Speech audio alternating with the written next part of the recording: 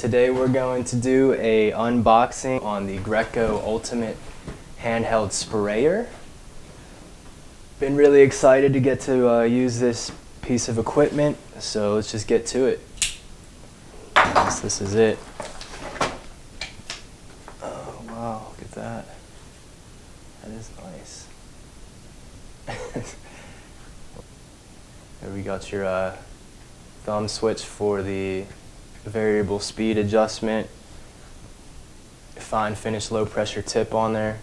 You see that FFLP,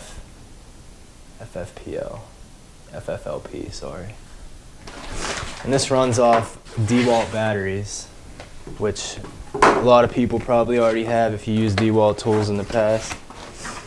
So these are nice and brand new batteries right here. One battery, let's see what kind of charge it comes with. 2 bars, I guess I should probably throw that on a charger then. From what I've heard, these batteries last a pretty good while. There's a one bar on that. So, all right. And it comes with a nice little carrying bag, I see. Little bag, put all your stuff in. Whoa. Charger for the batteries, Graco parts. The way this works is this little vacuum seal on here. You pop that, we're gonna squeeze all the air out of the bag. I'm gonna show you in a minute how that works, but they give you some extra ones because sometimes you might get some paint clogging that up, and I guess they know those break. So pump armor, something to keep your seals and your little O-rings in there nice and you don't want them cracking and drying out while you're not using it, so you run that through it every time. This is called a flex liner bag. It's kind of like a piece of plastic, kind of like a rubbery thing, like, not rubbery, soft plastic material. I've seen some tricks on YouTube already about putting another plastic bag inside here to save these, because I mean these aren't real expensive, but you can get more use out of it if you put a little plastic liner in there first on top of it. Oh, congratulations. Ultimate handheld sprayer. I guess this is a registration. To register this thing in case it breaks. Instructions.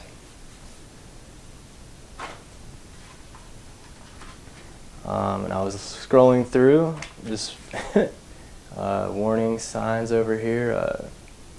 Skin injection, high pressure hazard. Especially if you get injected with paint that has some kind of like toxic substance in it. So this must have happened before to some people, I guess. They definitely have this big warning label in here. It's like nice and laminated. So I got my sprayer. I'm going to test it out with water. I'm going to unscrew this. This part screws off too, like that. So is there some stuff in there?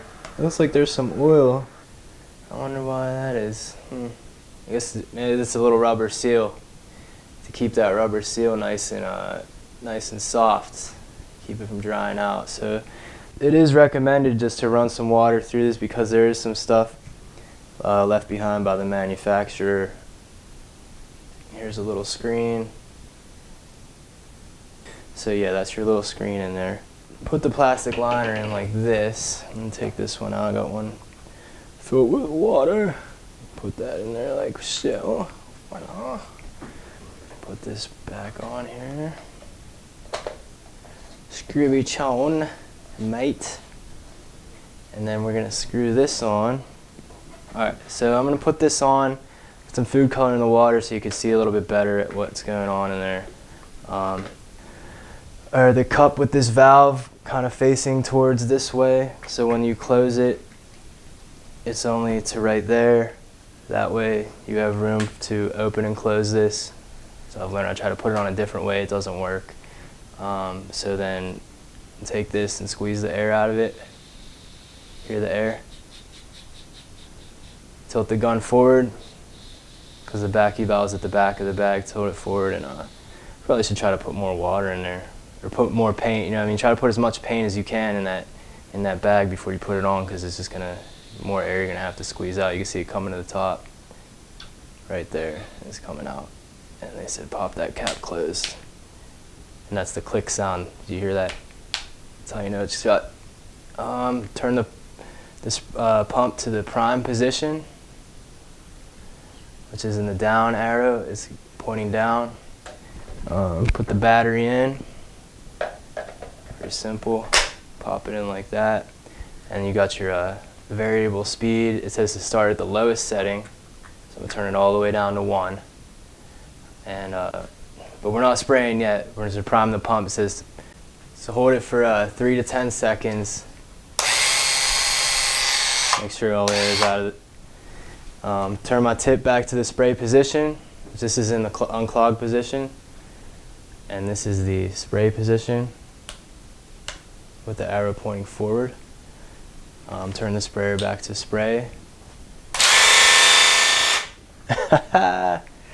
Yeah, cover that.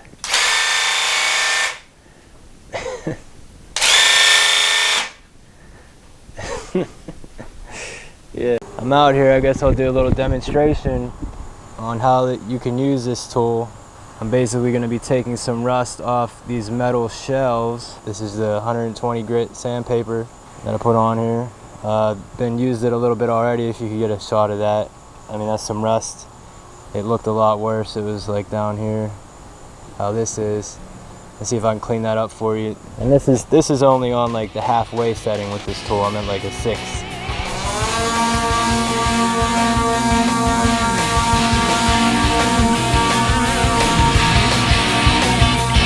Alright, let's get a pump.